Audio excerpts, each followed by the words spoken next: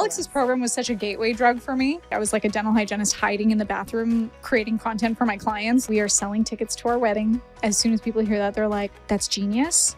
Or WTF, entrepreneurship is like riding a lion.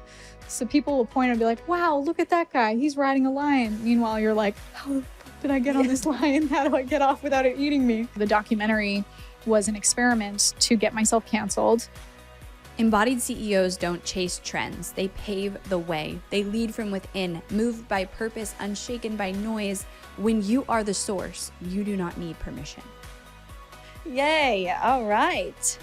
I am so excited. How cool is this? How cool. It's been years. We're different women now. Absolutely. Yeah. We were just looking 4 years since we've actually even talked to each other. Yeah. But we've also, I feel like, known each other since the beginning-ish of each other's entrepreneurs. journeys. Yeah. In Alex's program. And so, yeah, we've changed a ton. Alex's program was such a gateway drug for me. Yeah. Yeah.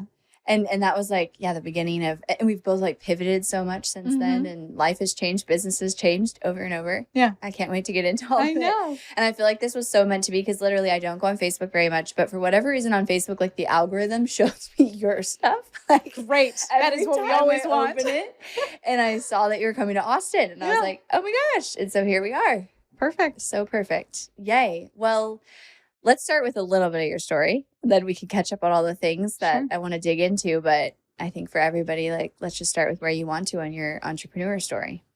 I was a dental hygienist who was bored of cleaning teeth every day.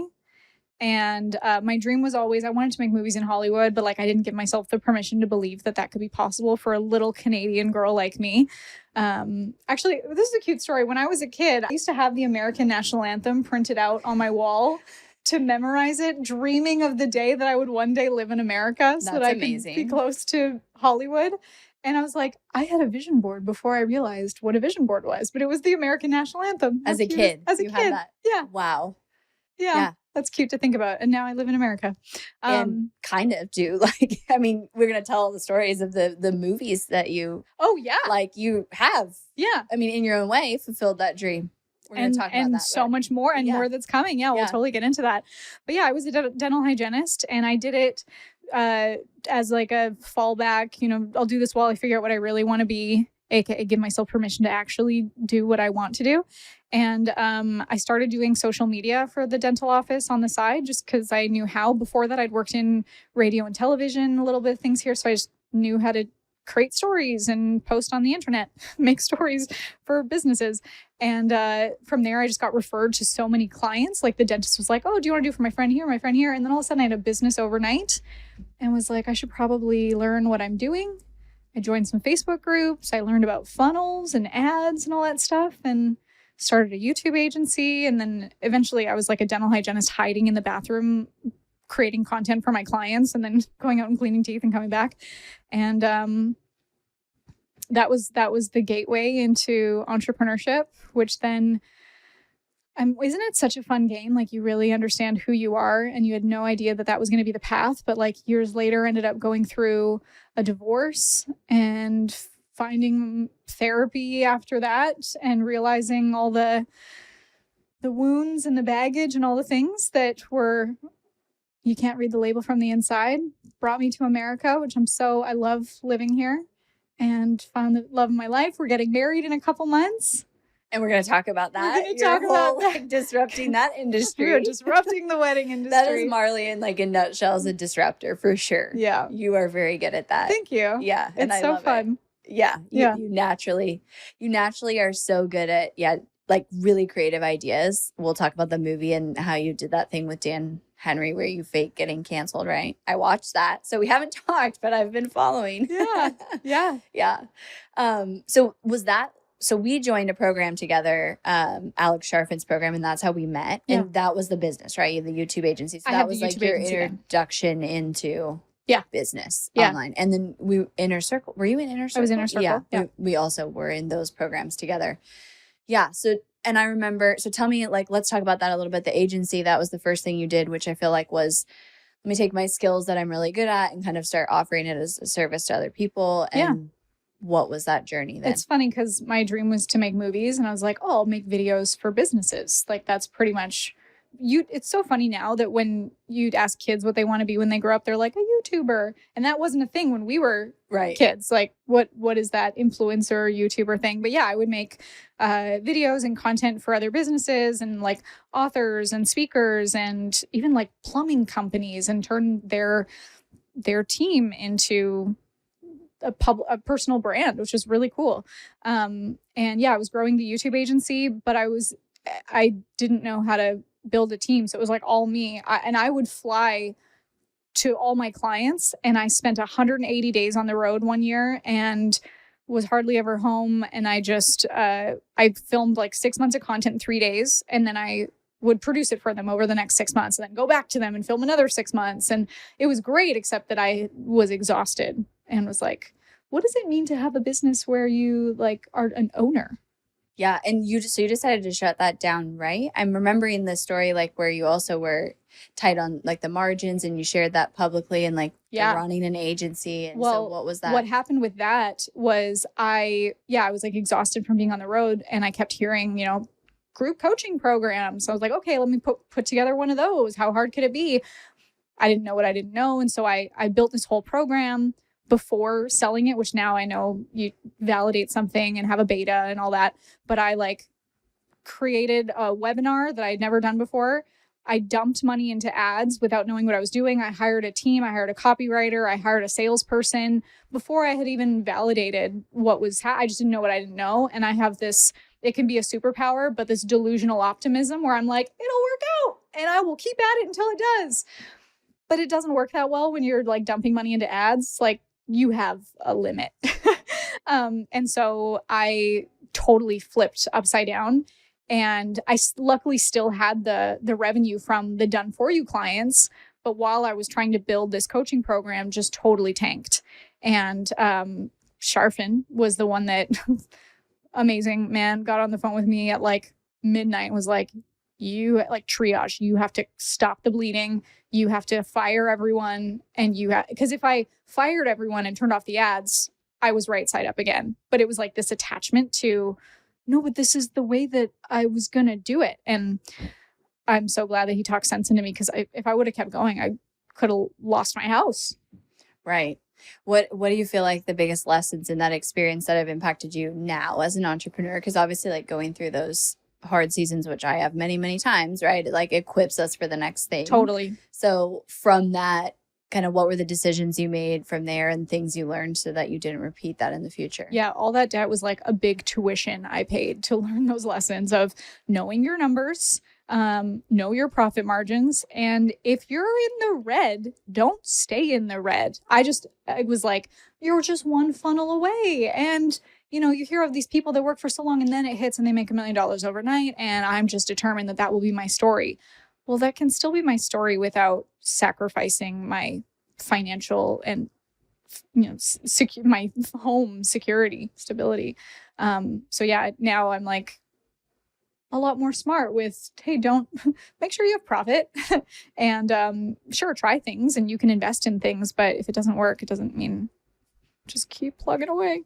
I feel like when it's just you, it's a lot, that beginning time, it's a lot easier to be like, just keep going, like keep figuring it out and like make those type of decisions. But then once you do have a team and you have overhead, you almost have to slow down the decision making a little bit and make it more intentional because of how much it impacts. Like when you have families employees to feed, and the overhead, like when it's just you, you really can, you're in that like hustle and figured out, throw spaghetti at the wall phase. And then you come out of that and you have to be more intentional with the decisions. Yeah. I had to let go of people that I had met their families. I played with their kids, and it's not just see you later. It's now they're in this survival mode to try to figure out how to feed their families. And I felt that pressure for sure. Yeah. And I feel like that is such an initiation to entrepreneurship. Yeah. It's like going through losing money, whether it's a quarter or a month, like it happens to all business owners. And you go through seasons, even as your business grows, where that becomes a reality. And it's almost like that is what causes you to then make decisions to get back into a good place. Because if we never had those seasons where, hey, our profitability isn't good, or this isn't working, these metrics aren't good, it's like we wouldn't make decisions to change that. You actually need those situations to make the decisions. It's all about how you respond to it. Sometimes being backed into the corner is the most creative position to work from. Totally. If everything was good all the time, you'd just keep doing the same thing. Great. Like you would never be forced to innovate, forced to make hard decisions. So I think that, I've been there too, and it's an initiation. Yeah. And I feel like, I don't know if this was you too, but I feel like I had this very naive thought that like once I was successful, I'd always be successful. Oh yeah. Right. Well, once I hit this milestone, smooth sailing. Like I think of the Mario Party or Mario, those games where you'd hit the checkpoint, the little flag, and then if your character died, you'd always just be back at that last checkpoint. Right. And right. That is not. It's not how it works. Yeah, that is for sure what I thought when I was in. Like once I hit 1 million, smooth sailing. Like I'm good. I won't go less. No. What do you mean business is stressful with you and all your money? Oh, it's actually like even more stressful. Yeah. I mean, it's amazing. You get more freedom, all those things, but it's like you're constantly having to innovate. That is the game of entrepreneurship too. Especially, I mean, how long ago was Sharpen's program? Like 7 years ago. So much has changed in the industry. And there are so many businesses who are no longer even in business that we knew. The people we grew up with. Yeah. Yeah. And so to be here I've had my business now for 10 years is like, you've been through a lot to still be online and operating. And And you also started so young. Yeah. Yeah. So I'm 30 now. And so that's the last time I saw you was your 30th birthday. Yeah. Yeah. So we're just not that far apart. I always saw you as like, she's this like prodigy that she started her business so young and is crazy successful. Yeah. I was young. Yeah. Young with kids. With kids. Yeah. Yeah. I was like in Sharpen's program with Ella, like, remember I'd bring her to all the events. Yeah. Yeah. She's now 8. Wow. Yeah. Okay. So I'm remembering pieces of that story, but you went through that, you had to shut it all down, and then you did something next that became really successful fast. I did a challenge that was great. I called it the 21-day Infinite Impact Challenge, and I loved it. It was like a $47 challenge, and then on the back, I tested a few different things. One time I went to a $997. One time I went to a $10,000, to a $2,500. Like I switched the call to action at the end of it. But I love longer term challenges. Even now, I have a challenge that it's funny. People put out these like 3-day, 5-day. I'm like, I have a 30-day, and it is awesome because also how long does it take to install habits? Typically like 21 days or something like that. I know that number can change depending on what you're installing, but like I form really deep relationships with people that then by the end of the 30 days, it's like an obvious next step to take it to the next level. So that was like a great foundation for a lot of what came in the next years was this 21-day challenge that evolved into the coaching program. And it was also the failures in trying to do a webinar that allowed me to pitch from a challenge. It was a paid challenge. This is a paid challenge. Yeah. So paid challenge into a higher ticket offer. Yep. And you're still doing that strategy today with different it's offers. just evolved. Yeah.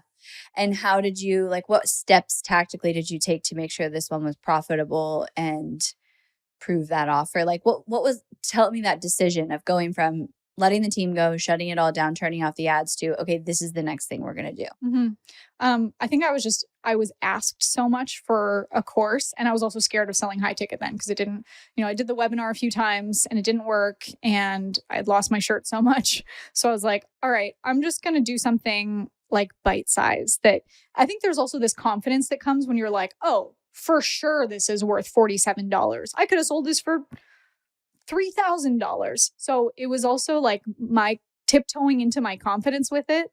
So I could easily sell something for $47. And then because I spent this time with them over 21 days and had relationships, I then had the confidence that I could then pitch. What I didn't know at the time was that's just the warm-up process. Like that was nurturing. And I think what I did before that was just assume, oh, you can just run ads and someone come to a webinar and it'll convert. Well, what about the rest of the nurturing business ecosystem? And I think that's naturally what I'm good at in content is I'm really good at building relationships and nurturing. And I'm good at converting isn't anyone good at converting when it's warm? But I had to realize my superpower is actually in the nurturing part. Yeah. Did you have any, like, what was that like, mindset wise after you just had, like you said, I lost my shirt. Like, how did you have, or did you struggle with the confidence of like what to do next and kind of questioning that? Or did you just go like, I'll figure it out and I'll just try this? What was really interesting was my marriage was falling apart at the same time. So it was like, I failed in the business and my marriage is struggling, and all the respect to my previous marriage, but like we got married when I wasn't an entrepreneur. So I had a huge identity shift. He signed up for a marriage where I would have been a dental hygienist and had food on the table every day when he came home. And that was the lifestyle that he wanted. And so and I caused a lot of chaos in the business and just wasn't what he wanted. And so there was this like tension of, well, I want to build this, but my marriage is struggling. And do I go all in? And then it was just like, there was sabotage, self-sabotage. And I eventually it was so interesting though, that when I knew my marriage was ending, the business was a great coping mechanism. And in good and bad ways. And in good ways, it's like, well, it gave me purpose. In bad ways, I built from pain and continued to let that be a fuel source for me. That, I'm in pain, so I'll use this as something that can externally validate me. And then when my marriage ended and it was like all over, I kept hitting these walls of like, I'm never going to be, I dated a guy after my divorce that in my mind was like, oh, this is going to be my happily ever after. He's nothing like my ex-husband and he's an entrepreneur too. So we're like, he's going to, we'll understand each other and it'll be all happily ever after. And when it didn't work, I super spiraled and really internalized he was quite emotionally unavailable, which I learned that I was really attracted to emotionally unavailable people all my life. Therapy is so great. Like if I didn't go through this divorce, if I didn't have entrepreneurship as this like sharpening stone for me, how would I ever figured? And eventually I hope I would have figured it out. But man, I just really internalized that as a reflection of my self-worth. And again, Sharfin, wow, like to the rescue. He encouraged me to do some psychedelic therapy, which was absolutely life-changing for me. And saved my life. When was this? What year? 2020. Okay. So also while the world was falling apart. Yeah. Yeah. So that was in where marriage was falling apart. Then you had a relationship after that was tough. And did it make you question your business at all or question what you were going to do next? Or did you ever question entrepreneurship? No, I loved what I was doing in entrepreneurship. Like I never thought that I was quitting, but I kept what I kept bumping into in relationships was I was attracted to emotionally unavailable men and also friendships. Like I had friends or previous bosses or people in my life that there was that tension with. And what I found was I was always trying to judge myself based on my accolades of like, well, why doesn't he love me? I have this business and I have this success and I have this status. So like, why doesn't he think that we're perfect together? Why would I want someone to judge me by those qualities? But that was how I was validating myself. Yeah, and that's how you were judging yourself, which is which was so telling. And damn, I'm glad I got that lesson. Because at the same time, so when this relationship didn't work out with this guy, I moved to Boise where my best friend lived, and she said, just come live with me, it's during COVID. So come stay with me, and no expiration date, just don't be alone up in Canada. And Steve Larson, my now fiance, little spoiler alert, he lives in Boise too. He and I were both going through divorces around the same time. Funny, we actually went to the same therapist, so sometimes we'd cross each other in the parking lot. Oh my gosh, that is funny. Yeah. And we just started talking, and when he started to pursue me, I was like, you're so awesome. And like on paper, we would be so compatible, but you're just not my type. Because my type was narcissist, manipulator, cheater, abuser, because I didn't believe that I deserved stability and healthy love. I didn't even know what healthy love was. I thought that chemistry was the toxic attraction. Yeah. And something I've learned is we can only attract the same level of the emotions we put out, right? Like, so we can't be met on a higher emotional level than the emotions that we experience. And like our emotions are actually what are dictating everything happening, is like how the energy you put out basically in your emotions. So that makes total sense. Like you couldn't attract that and be attracted to that until you shifted that within yourself. Yeah. So you met Steve and then you did psychedelics like soon after, or okay, let's just go into this story. Yeah. And I'm big fan of psychedelic therapy.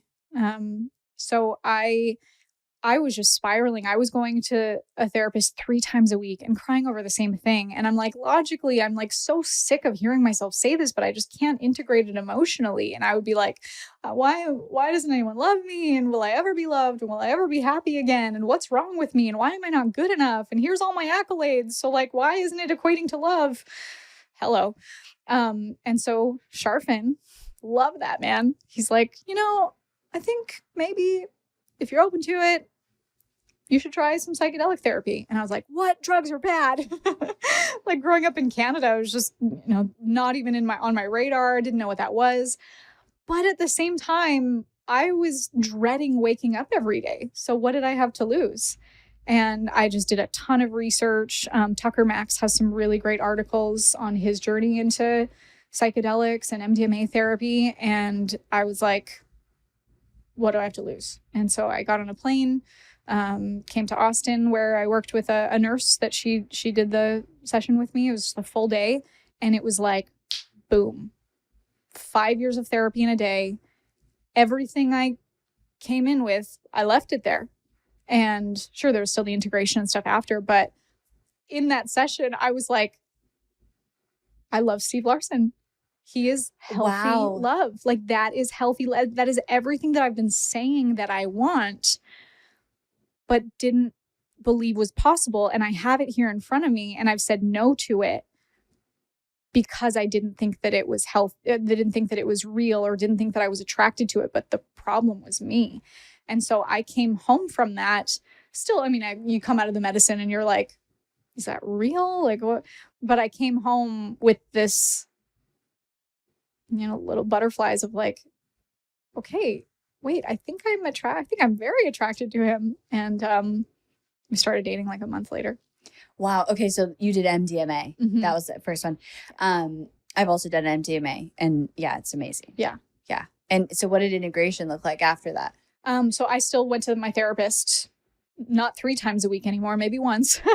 And so it was so amazing to integrate and realize what I saw in that session that helped, like a chain reaction. I was able to see all the pattern of emotionally unavailable people that I was attracting into my life because of my need for validation. And what was so great was the nurse that I was doing this with would, prompt the questions to try to facilitate, like, let's find the root of that.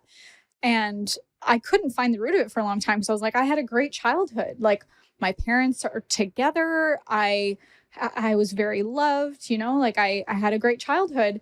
But then we were able to find my parents had me a little young, and I was a surprise. And my mom was a working mom. And she was also like high standards, that she wanted to cook every meal and sew every Halloween costume and all these things that she wanted to do. I can see the correlation too of like the high standards that I have in my life. So I thank her for that. But as a child, sometimes, the child doesn't care who's making the meal and who, like, they just want you to be on your knees on the floor playing with them. And so as a child, I internalized that as I need to be good enough to get mom's attention. And that created a chain reaction in so many other relationships. And how amazing to learn that, and that to see, oh, I just misunderstood it. And so I can change it. And it changed everything, every relationship moving forward. Yeah. I mean, because that awareness is the is the first step to it, right? Yeah. And then what then else saying, do I not know? right. And yeah, like our programming and saying, okay, once I have that awareness, now I can choose something different. And I think with psychedelics, first of all, doing it in a respectful setting is obviously like so important. I mean, I think the current state of them, there's a lot of misuse of psychedelics, especially here in Austin, which is what happens when something becomes popular, right? And then people use it as an excuse, is like, I'm doing medicine. It's like, no, you're using it as a drug, but or bypassing. Yes. Not when actually used integrating in a very intentional setting with someone facilitating it, it can be incredible. The integration has to follow is like the other core piece. But I think, my summary of it is it just allows you to access a piece of you that it's very challenging to access otherwise, especially in the beginning of a healing journey. That's my opinion. Like now, I don't know where you're at now with psychedelics, but I feel pretty complete with them because I feel like I can access that now because I've broken a lot of those barriers that, go back. I think that I did it. MDMA was the first one that I ever did as well, which is like, I think it's your a healthy heart one to just start like with. opens and, you see the pain that you've experienced in your life through a lens of love. Was my experience. That was part of my experience. And I think it is a great one to start with because you really can't like have a bad trip on MDMA. Like, I mean, maybe I'm sure you could use it irresponsibly. Yes. But things like ayahuasca, you could have a bad experience, right? You have to be ready for that. So, and then what it does is it is like years of therapy in one session. It can be when used in the right setting and with the right intention. And just break down, especially for people like this was me, where it was really hard for me to get out of my mind, like break the walls of control that I had around, like, I'm not even going to go there with those thoughts and those feelings. And that's what psychedelics allowed me, is to access a different part of the brain, a different perspective within minutes, and that's why it's like years of therapy, because you could talk forever in therapy and you're still not going to get to the somatic piece, and out of your mind and into your body. So I want to say there's a lot of people who come on here to talk positively about psychedelics, but then I'm always like, okay, let's make sure you preface with that's with the important pieces of it. And where are you at now with it? I'm curious, like, your journey with I still like psychedelics. I do it with a facilitator. MDMA or others now? MDMA and sometimes ketamine. Ketamine I haven't liked as much. It's like feels sharper. I don't know. I've had great results with both, but I have a facilitator that I work with for MDMA therapy maybe a couple times a year. Yeah. And did you do things like ayahuasca? Did you try that? Okay. Yeah, tried that too. And I had great experiences. I had one that was like a little scary, but it was also very revealing, and I trust the shaman that we worked with, but I don't feel called to ayahuasca anymore. Yeah. And I think, do you feel like you need it less the more that you do the work? Totally. Yeah. Yeah. I think the most powerful question that I ask myself is, what else do I believe that I haven't questioned yet? I love that. Yeah.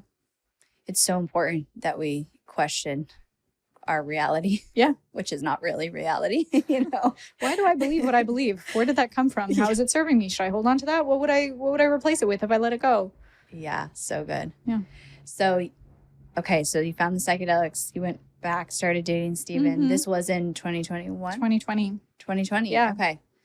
Wow. Time just goes so fast. Yeah. Okay. And so what did business look like? Because obviously you guys merged together, right? That was much later. Okay. Yeah. But business was still, I did have the YouTube agency. I still had some done for you clients, but then I had courses and coaching programs, and I did that for several years. And then Steven and I were like, obviously we were living together at that point, and we were hanging out with the Hormozis, and they were encouraging us to, why don't you guys go into business together? And couples that work together stay together. They didn't use those words. They were much more profound than that. But we questioned it for a while, and we were like, do we want to work work together? Like, we do have a lot of skill sets with that, you know? And it's funny, my biggest fear in working together was I was like, I don't want to lose myself next to him. And now when I hear myself say that, I'm like, what does that even mean? Like, I was worried about Steven being like he's such a strong personality and he's so profound from stage. And I think I was worried that it would dull my shine and brighten his, which at the time I didn't realize I was looking at it competitively of like, how do I appear? And now I'm like, I'm great if he takes the stage and I don't. There are times where I will and he doesn't. And it took us a while to tiptoe into business together. And we ran a YouTube agency together for a while. But at that point, like, the YouTube agency stuff was exhausting to me. And I still do have a YouTube agency that I've partnered with, but I don't do the fulfillment anymore. But the fulfillment part, especially after I think I was just exhausted from traveling so much and doing it. And client work is a whole different beast, you know? Yeah, tell me about it. So I was just like, I was over it at that point. And so it was the wrong business model. So we started that and then we're like, actually, let's not do that. And then we did go back to separate businesses. And then when we came back together, actually at the beginning of this year, after we got engaged, it was like all green lights. It was the right business model. It's the right team. And we're also such different people and our skill sets just work really well together. His strengths, my strengths, where we need support, we pick each other up. And it was great that we had the taster of what it was like to work together before and then come back to it now. Also, at the time we were working together before, this was crazy. So we launched the business January, I don't know, it was 2022. December 23rd, 2021, I got diagnosed with cervical cancer. So it was diagnosis. We also moved, bought a house, started the business, and then we're running this business model together that I was like, I don't really like agency work anymore. So it was also a recipe for disaster. And I was in trauma. I actually don't remember very much of that season. Tell me about that. What do you mean you were in trauma?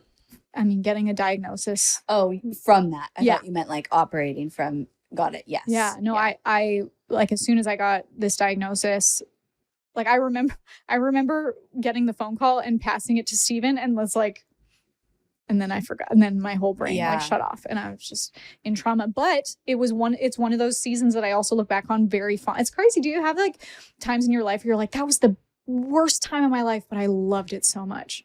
And it was I'm so glad that happened. Yeah. My actually divorce. Every one of those things. It's sometimes I wish in the thick of those, I could remember that. Mm-hmm.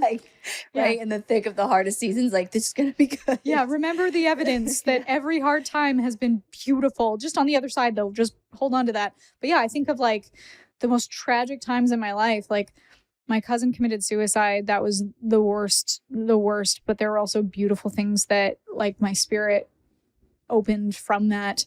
My divorce was horrific. I found Steven on the other side of that from the therapy that I went through. Which you wouldn't have otherwise. Right. Yeah. I absolutely would not have. I would have kept going back to emotionally unavailable guys, cheaters. I was chronically cheated on. Well, why? The common denominator was me.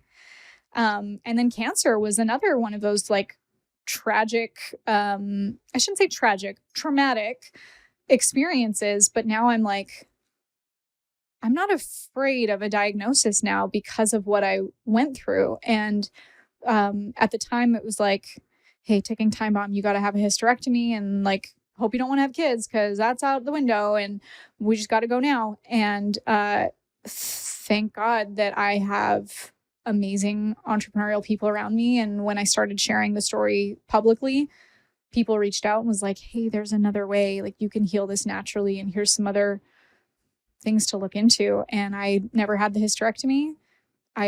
Is Chris Wark, he wrote the book, Chris Beat Cancer. He has his own story of healing stage 3B colon cancer. And he got on a call with me and he's like, you can heal this naturally if you are willing to change your life. I was like, change my life? What is that? I can't do that. I was like, was he going to tell me to be vegan? I can't. Okay, if you're dying, I wasn't dying, but when pushed into a corner, you will get creative. You will do what it takes. And so it took me a little bit to like tiptoe into it. But now I'm so thankful that happened.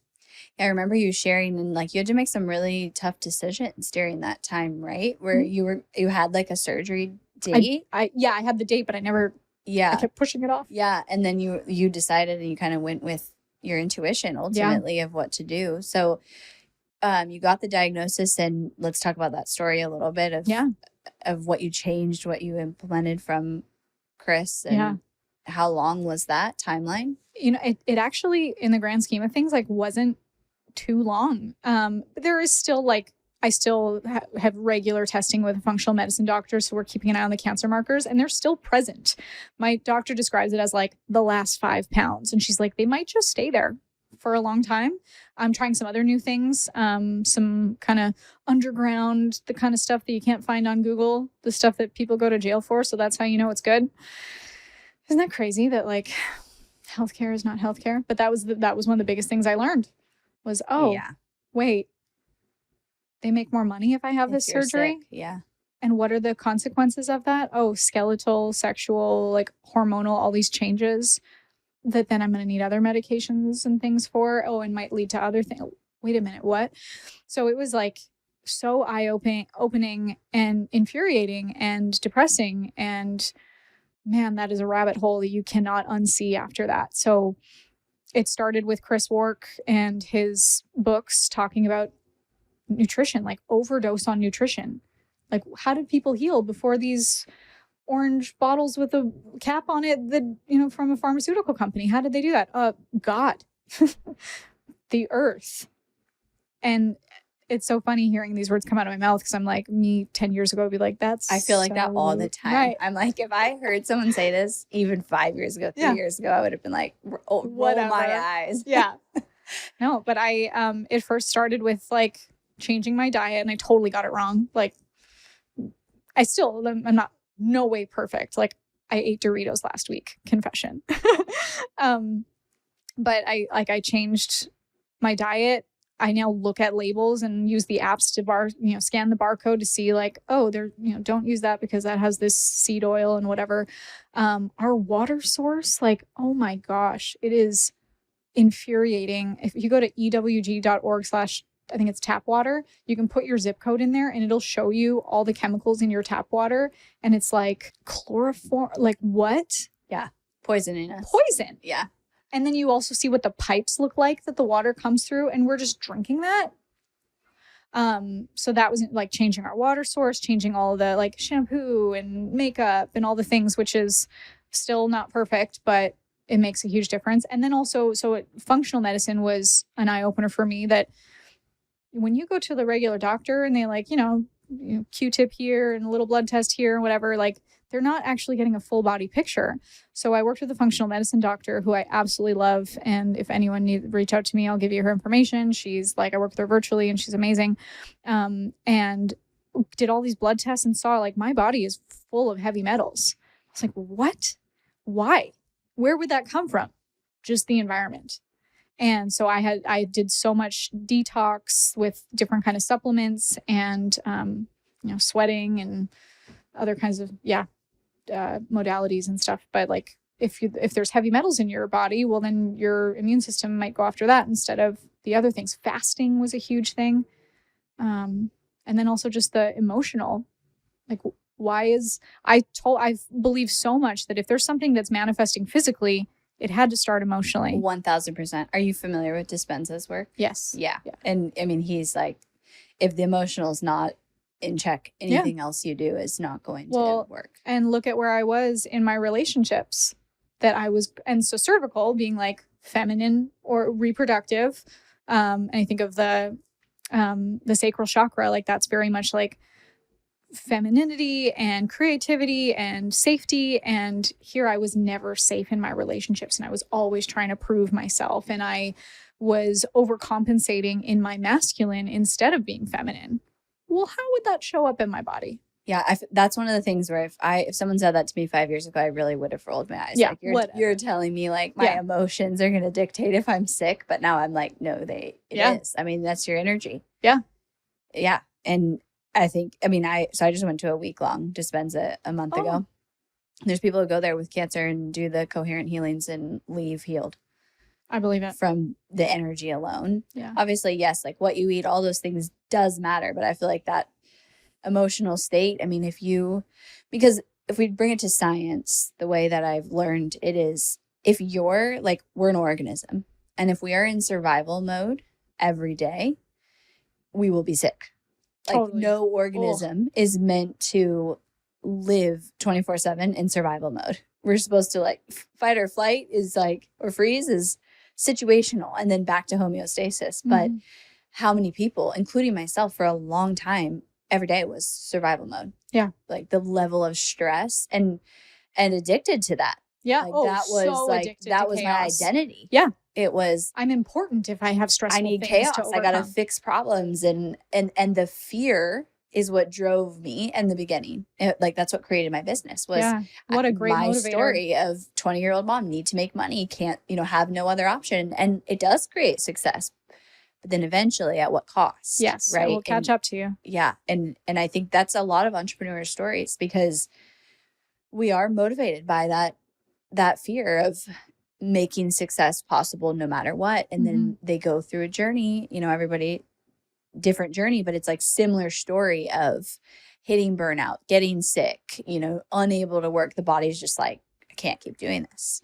And then have to rebuild from a place of creation and inspiration and joy and love versus fear and trauma. Yeah. How many, celebrities, artists, big Grammy winning performers, all of their songs are about pain.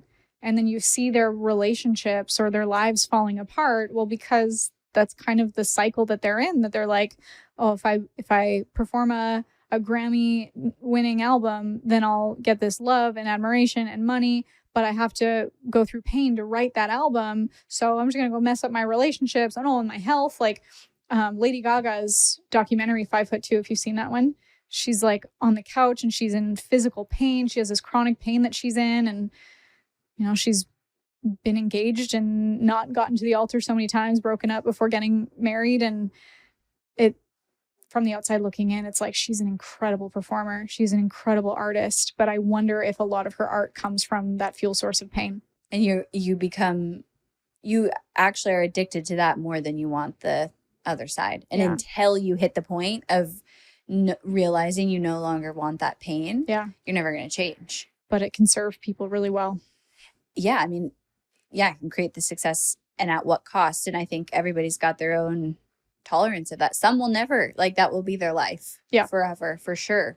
And that's what drives them. Humans are so fascinating. So do you feel like at this point you've shifted where your business and your life, you now are creating from that place of love and inspiration and not fear and survival and that masculine energy? Like, I'm sure there's so many other layers. Yeah, right. I can't sit here honestly and be like, yes, everything is perfect. I think there's other layers that will come up. Like, okay, I'm getting married and we are selling tickets to our wedding. And as soon as people hear that, they're like, wait, what? And it's so funny, the responses that we get to that can be, that's genius, or WTF, or also WTF, and then later like, oh, okay, I see it, which is, that happens a lot with any kind of disruptive idea. Look at like Uber or Airbnb, staying in a stranger's home or car, like not getting in with a licensed taxi driver. How is that safe? Oh, now it's just the norm. But in like disrupting this industry, I'm doing something that is not been done before. And it's been awesome and exciting. And there's there's the thrill and the chaos at times. And then there's also the, oh my gosh, what am I doing? And I think that's just like, that's entrepreneurship, that's innovation, that's business. And I think the times that we question like, oh my gosh, should I pack it in and just have like a small, quiet life? Those are the moments when you're like on the verge of a breakthrough. Did you ever hear that quote? I think Sharfin also said it. Gosh, how many times have we said his name already? I think he told me this quote. He didn't make it, but it was like, entrepreneurship is like riding a lion. So people will point and be like, wow, look at that guy. He's riding a lion. Meanwhile, you're like, how the fuck did I get on this lion? How do I get off without it eating me? So true. Yeah. Yeah, and we love it, and we signed up for it, and I wouldn't have it any other way. But you're totally right. But I have to remember that while I'm riding the lion. Right. Like, I chose this. Yeah, I chose this. I actually do like it. And the moments of like thrill and excitement, and I'm pushing boundaries and I'm doing something new and I am becoming someone different on the other side of it. Like, that is so exciting. And I have to remember that in the moments where I'm like, this sucks. I'm failing. Nobody likes me. Yeah. So the selling tickets to the wedding, is that going to be a future business? Yeah. Okay. So we have weddingfunnels.com. We have paidforweddings.com. Might be some other names in there too. But for us, before we got engaged, we always we joked about it for a long time. Like, we should just like turn it into an event and sell tickets to it and liquidate the ridiculous costs of weddings. And then when it came to, we got engaged on January 1st, and shortly after we start looking at venues and stuff. And the villain in my story is we went to a venue and they gave us this quote, and on the quote was a $650 cake cutting fee just to cut the cake. And that's a thing, like, that doesn't include the cake, that's just to cut it. Interesting. Okay, like, I get there's, plates and someone has to, and if it's a big party, that's, a lot of work. Okay. But maybe just like roll that into a cost, because that's just, oh my gosh, crazy. And so I posted about this on social media. I was like, this is crazy. And then other people in the comments were sharing their exorbitant costs for weddings. And, this charger plate was like $30. Like, what? How many people do you have at your wedding? That's ridiculous. It stacks up. And then we, just in the conversation, in the comments, I was like, people should just sell tickets to their wedding. Like, I've always thought that would just be so much easier. Like, people buy a gift that's like typically $100 or $200 per person, or at least that's what I do. So like, what if you just reversed it and then you actually know who's coming to the wedding? Because then sometimes people, like, I was talking to a woman, I talk about this a lot. So she was like, I wish that this would have been available before I got married, because like 2 weeks before the wedding, a ton of people said they couldn't make it anymore, but yet I already had to pay for the catering and this, the rentals for the tables and whatever. And then I'm just out that money. So there's so many other benefits to this too. So anyway, I start posting. I'm like, wouldn't it be crazy if we just sold tickets to our wedding? Haha, what would you think about that? And people were like, I would buy a ticket. Yes, we would. Can I sponsor your wedding? Can I be an affiliate for those tickets? I'm like, what? Like, I had no idea. It kind of started as a joke, but then turned into something real just by getting that validation. And I think the fact that it is disruptive is what's pushing it further, because there's people that absolutely hate it. And I did a Facebook Live debate with someone over it, because he's like, you're turning your wedding into a circus. And I was like, I'm not. Let me explain why. And I explained, like, what if we just brought it back to it takes a village, instead of like, oh yeah, well, these flowers are going to cost $10,000. They die the next day. Like, what? And I think there's multiple ways that people can monetize from their weddings. They can sell tickets to it. They can do brand deals, sponsor. Like, people are already documenting so much on social media. They basically become micro influencers that they can, whether they do a brand deal or whether they become an affiliate and they make some extra money towards, that they can put towards anything. And then also, you could also do trades. Like, I traded my photography to build him a funnel. He will definitely make more than what I would have just paid him for photography. I started doing social media for my venue. He started getting calls the same day I started. He's definitely going to make more money than what I would have just paid for the venue. And our ticket price for the wedding, so it's actually a 3-day event. Which is it's really like a festival. It's a festival. Yeah, it's so I was like, we should call it Vouchella, but lawyers from... Oh my God, that's so good. Lawyers from music festivals would not like that. That's actually... cannot do that. We looked into it. It's a good idea though. But so anyway, it's going to be 3 days. The day before, we're doing a kind of like a relationship retreat. We have some some speakers, some authors, some relationship experts of different topics. And it's you don't have to come to that. It's kind of select, what do you want to come to? But if someone wants to come to the whole days, this is what it looks like. We have the relationship experts the day before. Then we also have a rehearsal dinner the night before. Then, of course, is the day of the wedding. Beautiful. Sharfin is marrying us. I should just... No way. People who don't know will be like, who is this guy? You guys have said his name at least 6 times. I didn't even know he had whatever you have to have. Oh, he had to get it. Yeah. Oh, he got it for us. Yeah. we when we asked him, we were all crying. It was like the sweetest moment. Oh. And then the day after the wedding, we're doing a biohacking brunch. So we also have some biohacking experts. We'll have cold plunges. We have some like brain optimization machines that everyone will get a session on, and it'll be so cool. But yeah, so for our wedding ticket, it's $57. Oh, that's like nothing. Right. Like a lot of people are like, why is it so cheap? And I'm like, because for us, like I'm doing this as a proof of concept. I'm doing it to cover our costs. And I think for other people, because I am going to turn this, it's so great that I've been doing this as a case study, because what I've learned along the way, I'm like, thank God that I'm doing this so I can teach this to people. Like RSVPs are not easy. Just like any other event, people wait until last minute. You have to follow up. You have to make it personalized so that they will RSVP, or you have, do your follow up. That was a big thing that I had to learn from that. Also learning what people are asking for with like, they wanted to do sponsorships and affiliates. And I'm like, okay, well, how do I do that? Now we have a charity that we're partnering with that any extra, actually, I'm about to make this announcement today that we, as of right now, because of the trades that we've done, because of the ticket sales that we've made, because of the sponsors we have coming in, our expenses are covered for the wedding. But now I'm like, this is a perfect position that if other brides, they wanted to put this money towards their honeymoon or a down payment on their house, how amazing. For us, we already have a house. We already have our honeymoon. We're going to put it towards village impact. And this whole thing is about like, how do we make weddings come back to being about, it takes a village. Village Impact is one of our favorite charities that they go to Africa. We went to Africa 2 years ago with them and built a school in Kenya that we're like, it only costs $15,000 to build a classroom. Can we give them at least that from these ticket sales? That's so cool. Yeah.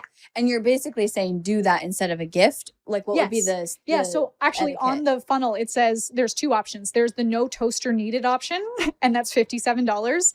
And then there's the vows and VIP option, and that's $9.97. And that one includes like everything for the weekend. Also a little brand they can put we'll have a thing to be able to show like what their business is and the program and stuff like that. And a little extra cocktail thing at the wedding too. That's so fun. Yeah. I think it's brilliant especially if you're saying this instead of a gift. Right. Like people would spend more than $100 to $200 at least if it's a closer family member more on a gift. Yeah. And you're creating it into like a festival experience. It's and it's funny when people are like, I would never buy a ticket to a wedding. I'm like, then don't. Like, I'm not telling anyone that they have to. I don't buy tickets to baseball games. It's just not my thing. But this gives people an option that they could fund their wedding in a different way. And what if they could fund their future from it too? That with these different ways, and because what I also want to do is get different wedding businesses together that want to partner with brides. Like, hey, yes, we would love for you to create content, and whether it's an affiliate link for you to make revenue from, or whether we donate product or donate some money towards the wedding, like amazing. It just flips it on its head. And it's interesting, some of the backlash that we've gotten. I was talking to a local wedding planner that we were interviewing. It clearly didn't work out. She was so upset about vendors need to get paid.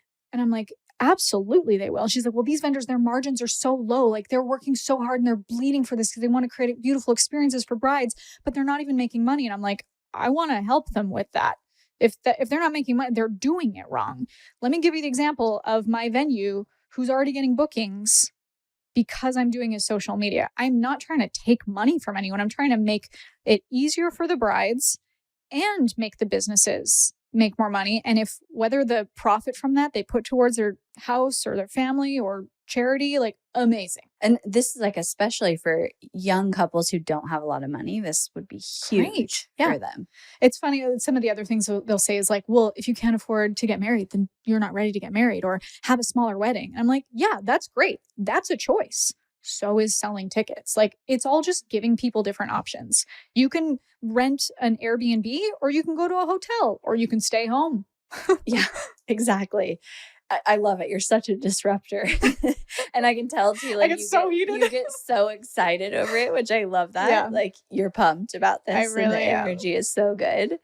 So you're using yourself as a case study. Yeah. And then which has been so helpful because I have learned a lot. I'm sure. Yeah. And then you want to take this and help other brides in the future. Yeah. Other brides. And then I think there will also be an avenue for wedding businesses, or also for businesses that they know that brides are their target demographic, whether they have bridal products, or that they're just women who have also girlfriends. Like, we have a sponsor that they're giving us like lip kits, like lip gloss stuff. We're going to have an official wedding lip color.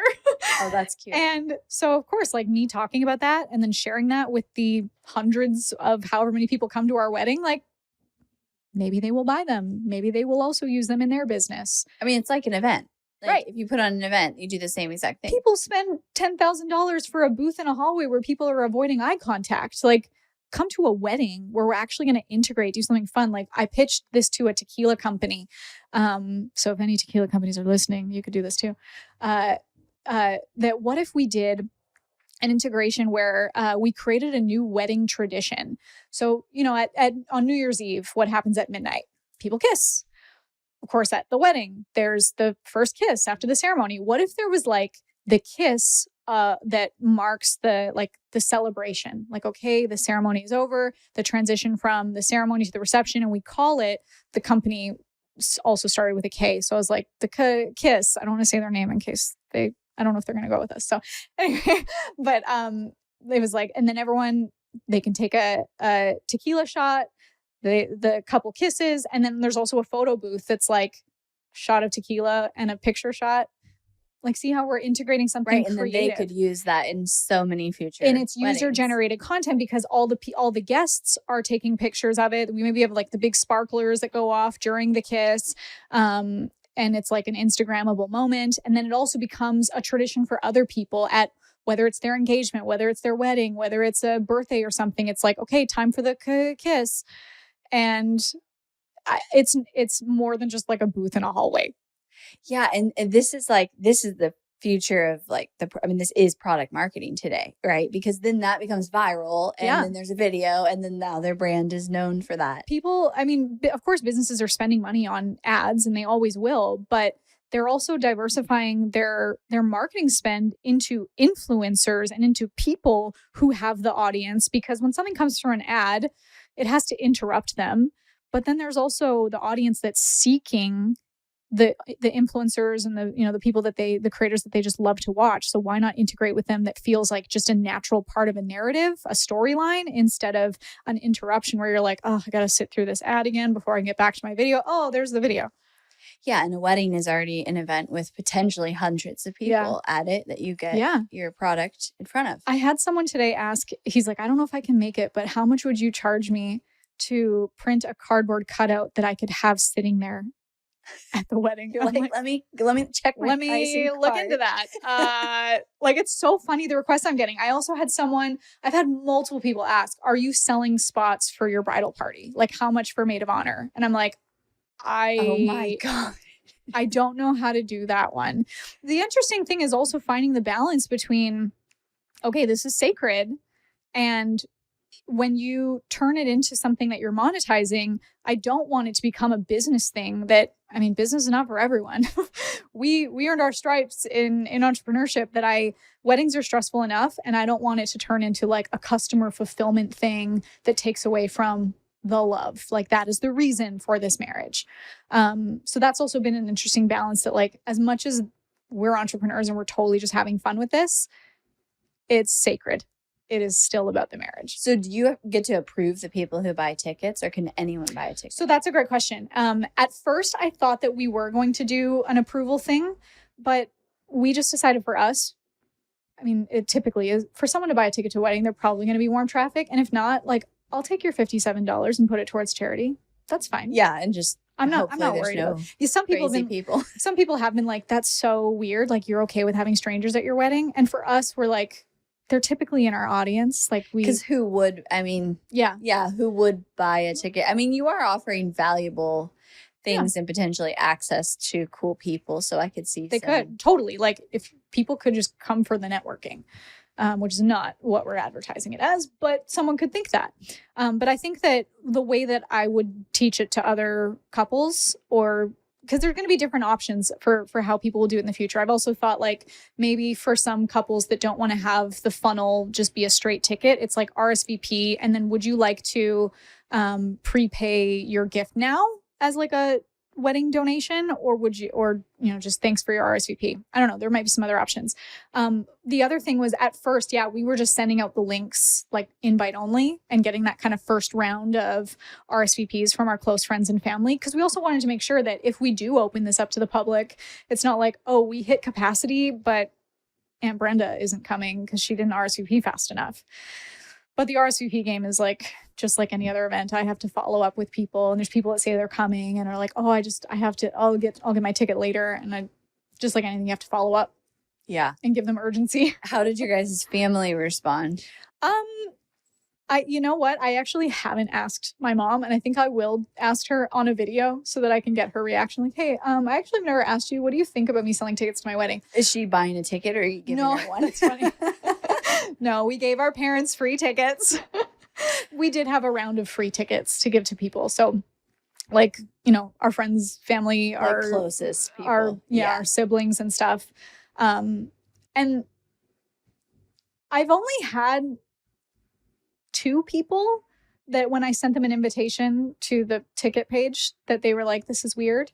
And then I just talked through it. I was like, yeah, I would love your feedback. This is obvious. And I just agree. I'm like, you're right. It's so weird. Tell me what you think about it, because I want this feedback. It's a case study. But that's also been really interesting for me to observe that for other brides, will they see that as like a rejection and internalize it and be like, you ruined my life. Now I'm losing my friends. And now I can't. Well, it's not going to be for everyone. So I will be upfront with like, I think you'd have to be a personality, not exactly like you, but able to be like, no, this is what I'm doing. Like, you know, like have that strong personality as a bride. Yeah. But also it might be one of those things that just over time, my hope is that over time this just becomes normal. Or it becomes like a trend too. And the same way that Uber and Airbnb was weird at first. And now it's like, oh yeah, they're just doing that kind of wedding. Totally. Yeah. Are you trying to get any like coverage or any like news on it? Because I know that's like also you. We have a call on Friday, and I'm like cautious even saying this because I don't know. But we have a call on Friday with a PR company that she's like, I think the Today Show, I think Good Morning America, they might like this. And who knows? Like, is that legit, or is she gonna be like, yeah, that'll be $100,000? And I'll be like, yeah, my ticket sales are not covering that. Or is it because they want to slam me and be like, look at this selfish bride who's selling tickets to all PR is good PR. Totally. So fine. Well, we already have gotten some of that too. Like I had a friend, this is the friend that I debated with live on social media, that he made a post of like, Marley's selling tickets to her wedding. I think it's hella weird. What do you think? And in the comments, I was like, bracing myself. I was like, I'm about to get slaughtered. Am I going to cry on the internet? What's happening right now? But actually like 95% of the comments were like, I think this is great. Like I would spend this much for a gift anyway. That's the thing. Yeah. Then you also know that the people that are coming actually care to come. I mean, I think that the comparison of the fact you'd spend that much or more on a gift doesn't make it that weird, but it is disrupting the industry. So you have to explain it. You do this so much. Like, have you been like that since a kid, where you like to just be different and stand out? And I feel like so many people are so afraid to do that because they can't handle the judgment and just like facing that. And so like, even when you did that documentary where you faked being canceled and you guys documented that, I mean, just the ability to sit in that, like however long it was, like not that long, but that was how do you have that skill? Like exposure therapy. Yeah. This is the exposure therapy.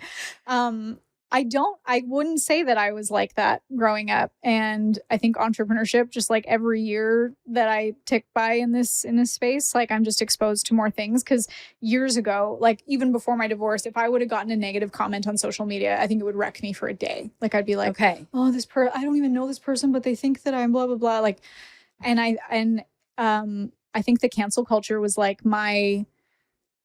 let's just jump in the deep end and do something absolutely crazy and like get this out of my system of being afraid of other people's comments.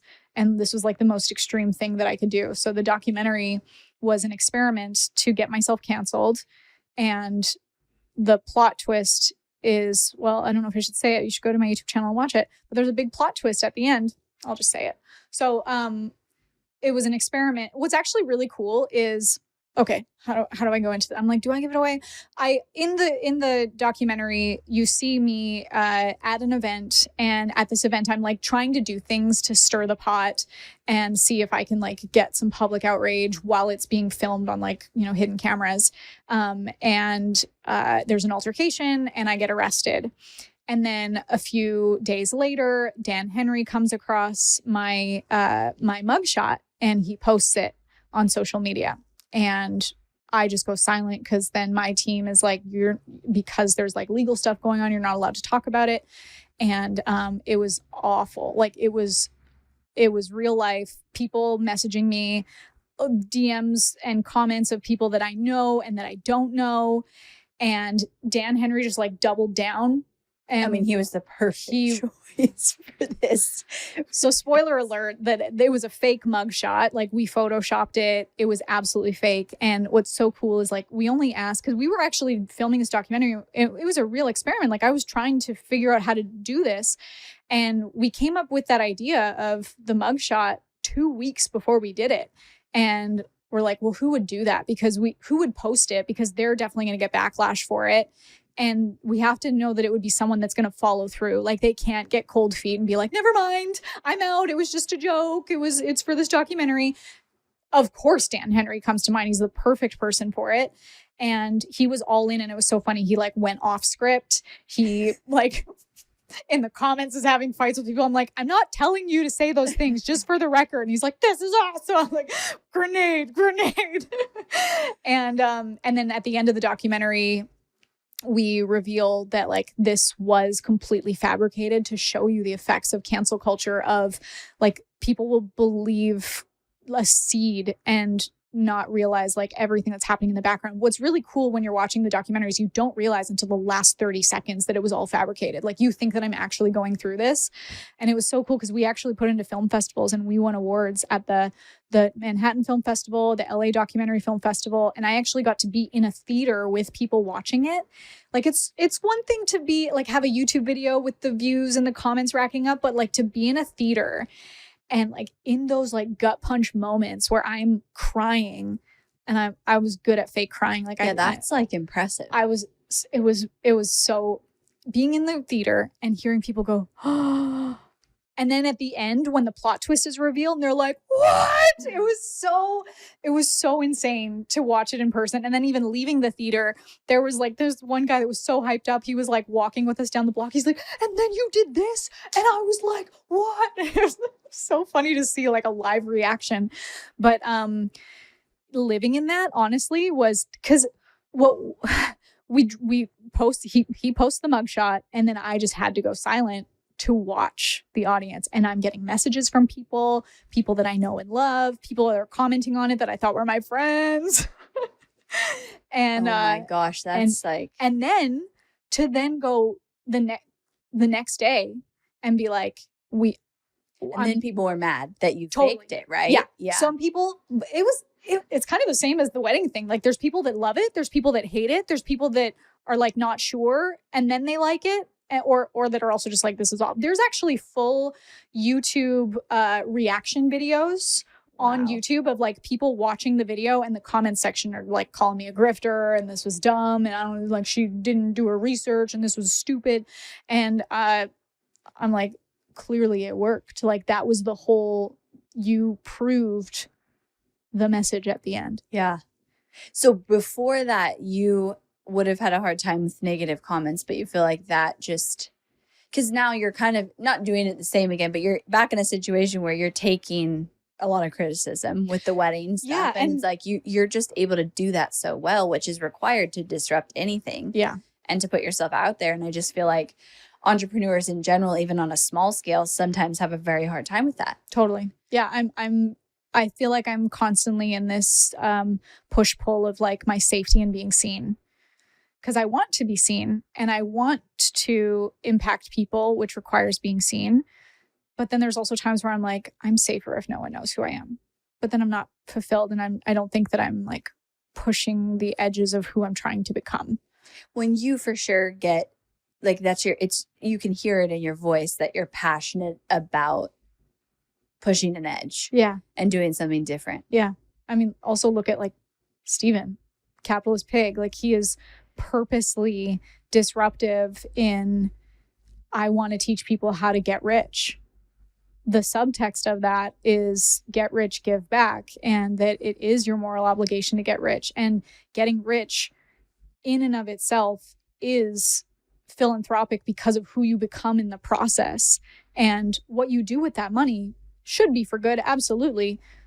But money is going to expose a lot of who you are. And the more that we can keep capitalism alive and keep people innovating, I think that also keeps people connected to spirituality and the divine, because that is where the ideas come from. And that is what connects you to I believe, what connects you to your source. But it's like, sometimes you have to go out there with the disruptive message that is going to have some push-pull language, that is going to have some negativity. And there will always be people that won't get, like, I still have people, actually, if you know, when like you type into Google and it'll suggest what it thinks, like if you type in Marley Jaxx arrested will come up. I actually had someone in my DMs the other day being like, hey, for $2,000, we can remove that. I was like, I don't care about it that much. It's okay. Oh my God. I actually had, so being Canadian, I have to go back for my immigration interviews until I get my green card after the wedding. But when I go for my immigration, I went for my last one like a year and a half ago, and they're like, you know, the typical questions. Have you been arrested? And I said, no. And he goes, have you? I was like, no. He goes, if I Google you. I was like, no. Wait, did he know? He Googled, somehow. Well, he must have Googled me, because he said, why does Google say Marley Jaxx arrested? And I didn't, that was how I found out. Explain. That was how I'm like, it was a joke. Your Honor, it was a joke. It doesn't pass in court. Like a tough one to explain to an immigration But that's how I found out that Marley Jaxx arrested is in the Google auto function. Oh, that is so funny. Yeah. Do you also feel like the more that you've done the work on yourself and been secure in who you are, then the more you can stand in that? Like, oh, yeah. Because the only time that we feel, I think, triggered or upset about negative comments is if we think they're true. Yeah. You know, but when you know who you are and you feel like you're fully in integrity, it might still bug you, but you don't let it like dictate your well-being and your state of being, I guess, as much is what I feel like. So the entrepreneurs who really struggle with that, or I have, you know, clients or students who it's like they get one negative comment about their offer or something, and it's like, throws them into this like really self-confidence. And it's like, if you're secure in that, then the more that you can how much do you really believe in what you say you believe in? One of the first times that I faced this was when the pandemic started, and I was doing my challenge, my $47 challenge, and I still had ads running to promote this thing. And I had people on the comments of my ads being like, this is so insensitive. This is so tone deaf. People are losing their jobs and you are trying to get money out of them. Like, this is so, how dare you? And I had to be like, wait, okay, here's my testimonials of this person that came in at $47 and in 21 days made $3,000. Yeah, I'm going to keep marketing this. Yeah. Like if it's not for you, that's fine. Right. And that's the thing is all of someone's response is actually about them. Right. And not you. Yeah. Even this wedding, you know, people's response to it is about their experiences, their opinions. If you don't want to come, that's okay. Yeah. But I totally, it's been really interesting in this, in starting to sell the tickets. So like leading up to it, everything was momentum. I was like, oh my gosh, these sponsors are excited. This person wants to do a podcast with me. The funnel is almost ready. And once the funnel was ready, I was like, oh my gosh, now it's real. And I start sending out the invitations. And I totally expected like sold out Beyonce concert. Like this is going to be an absolute hit. We're going to have $100,000 in the bank. And I'm just like, it's going to be so great. And it sure was not. It's funny because Steven's like, before we launched the funnel, he's like, this is going to take a while to market. And I was like, I'm going to stroll back here in your office in 24 hours and be like, babe, I sold it out. And he's like, I hope you do. It sure did not do that. Typical entrepreneurship, right? I know. I'm like, this is going to be great. No matter what level. Like, people don't love me. They don't want to come to my wedding. And it took me, but then I was like, oh, this is so good because I have to teach this to the other brides. Because the other brides, some of them might be entrepreneurs, but probably won't. And I should now I'm like, maybe I should have sent out paper invitations still to the link, maybe with a little video card or something, still make it like personalized. Because just like any kind of outreach, you got to nurture them, even if it's your aunt that you're trying to bring to your wedding. Yeah. And your aunt might be a little more old school, so she might need a free ticket. I love it. I'm excited to watch it unfold. Yeah. So when's your wedding? August 1st. Okay. And then if you want to buy a ticket, crash the party with StephenMarley.com. Isn't that such a fun domain? You guys are so creative. Vouchella we couldn't do, so. That's good. I thought that was such a good name. So good. Yeah. No, yeah. You're so creative. I tried to get some big, so you know the Benson Boone? Yeah, I saw you tried to get him to, what was $2.5 million to come to your wedding. I was like, oh, that's a little out of her price. You're like, well. Yeah, maybe next year. But you know what? Like another lesson right there, like try. Shoot your shot. Worst thing is they're going to say no. Yeah. Absolutely. I do that all the time, especially with events. Like I've run events and same, like asking for sponsorships or asking for people to come. Like worst thing is they're going to say no. Well, and so much of it is like, what's in it for them? Like if I could come up with something like hugely epic that like, hey, Benson Boone, we have this publicity, and like if there was actually something that was worth that much to him, then sure. As of right now, I don't think I can do that. But like for sponsors that are coming in, like this tequila company hey, what if we could make all this user-generated content and we create a whole new wedding tradition and blah, blah, blah, like donate the product and donate some money and blah, blah, blah. And like, here's what we're going to create we're basically dream 100, but for one person, a customized offer where we're going to create content and exposure and potential revenue opportunities, affiliates, whatever, for a sponsor. That's a lesson right there too, is for anyone thinking about, sponsorships or affiliates. It's like, what's in it for them, but also in general sales messaging. Yeah. It's like whenever you're trying to sell anything, what's in it for the person? That's what you focus on. And you're just naturally doing that very well. Yeah. So what is next after this with the business? Is this going to become a main focus? So we have weddingfunnels.com. I've already like half written the webinar, which is, I'm glad that I only half wrote it because things come up and then I'm like, oh, I got to talk about this. In the middle of the experience. Totally. Yeah. So we'll have a webinar. I don't know exactly what the offer, like, is it a $997? I don't know. I definitely want to be able to say in the webinar, like, I hope this is the most expensive thing that you buy for your wedding. Because I would love for you to be able to liquidate or, trades or sponsors or whatever. But yeah, I'll have a webinar that will sell that. It'll also come with like funnel software, which will be great. But then, Steven and we have a mastermind. Steven also does like real estate, network marketing. He's got a bunch of other things under the Capitalist Pig brand that we're building all of that. So exciting. Yeah. You just really follow passion too, really well. I feel like knowing you for the last 7 years, it's like you've thank you. Followed passion. And as you've changed and grown, your business has evolved and shifted.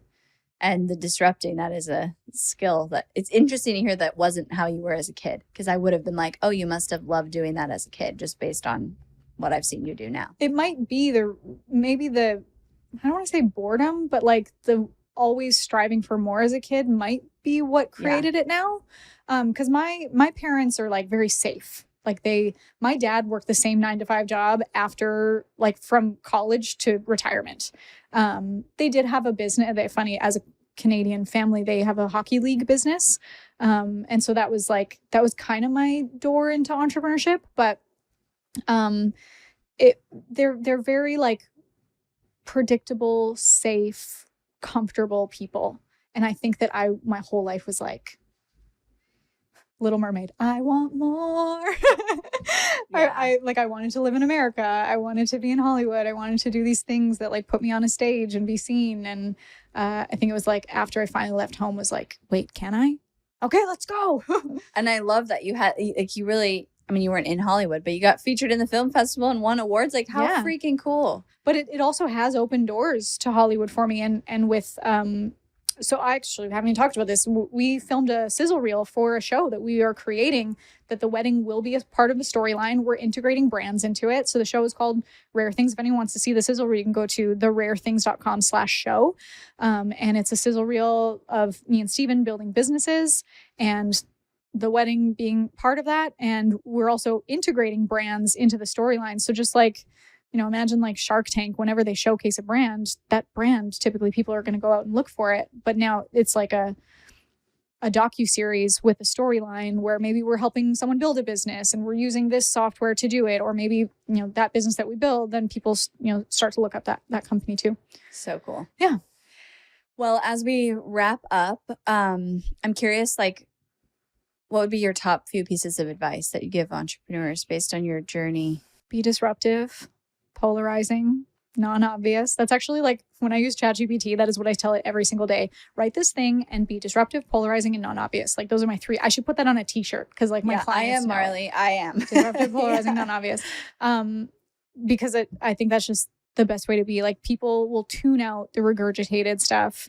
Even more and more now. It's just becoming more and more important. You can tell, like it's like there's an energetic frequency when you read something that came from AI or was copied from something. For sure. No, I actually think that's a fact. Yeah. Like you can tell. You can tell. And there is an energy. And it's not just the M dashes. It's like there's something to it. There's like, I don't get. Yeah. Yeah. Even if it's good copy, you can tell for sure if it is all AI written. I mean, unless you use, like, you got to feed it something and then it can write.